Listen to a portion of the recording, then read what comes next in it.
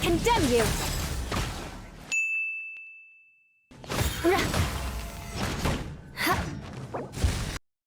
Freeze to the core! Rack and ruin! Nope. Good grief, what a so. What's up guys, today we're going to be talking about some of the reasons why you wouldn't want Eula. This is just based off of my own experience in being a Eula main on my third account, since she's one of the few viable main DPSs I have on that account. I want to note that if you do want to pull on her in her upcoming rerun banner in 2.3 because waifu reasons, then this video shouldn't convince you otherwise. But if you're more into the meta and character strength, viability, usability, and want to know more about how a character feels like in your day-to-day Genshin, then this video is for you. So let's get this straight. Eula is one of the best DPSs in the game. She's right up there with the top dogs in terms of DPS output in the game, but of course in the interest of balance, Eula also has some caveats. So for those who don't have Eula yet and are trying to decide whether to get her or not, or for those new players who are just starting out in the game and you're trying to get one of your first meta main DPS characters, let's talk about Eula for a bit. Eula is a cryo character, but her main damage output is physical, similar to Razor, Xinyan, and so on. Her normal attacks do a lot of damage already, but it only contributes to about half of her total DPS output, or maybe even less depending on how you build her. Her elemental skill can be either pressed or held. When you press it, you do some cryo damage to enemies around you, and you gain a stack of Grimheart, which you can stack up to 2 times. These stacks increase her resistance to interruption and defense. When you hold her skill, it consumes any Grimheart stacks you've gained and outputs it as cryo damage, and you also do like a mini burst which does physical damage, and it reduces cryo and physical resistance depending on how many Grimheart stacks you had. Her burst is where most of her DPS output comes from.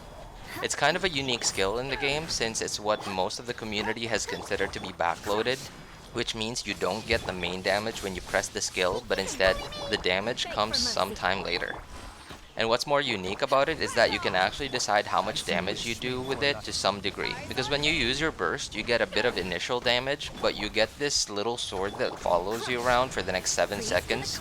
Every hit you do with your normal attacks, skill, or burst will increase the final explosion that your burst does by a certain amount.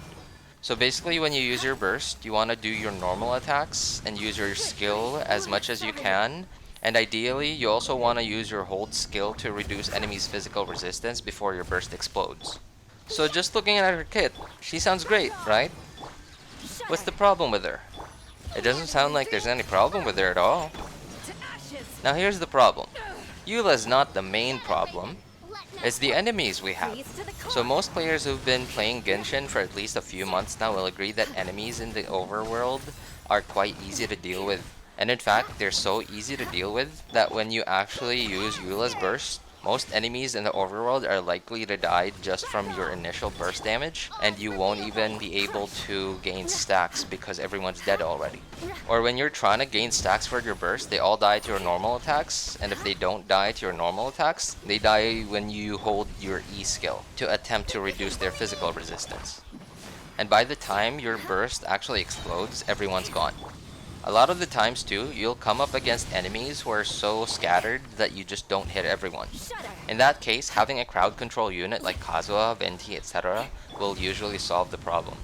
But in the case of some enemies, I'm sure most of you have seen these enemies in the game already, and depending on how far you are into the game, you've probably also seen these too.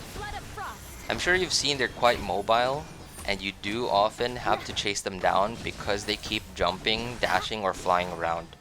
A lot of the enemies in the game also have a good amount of physical resistance, such as all the Ruin enemies, which are often in the higher floors of Abyss. And some of you might not have known this, but other enemies also have high physical damage resistance, such as Whopper Flowers and their bosses.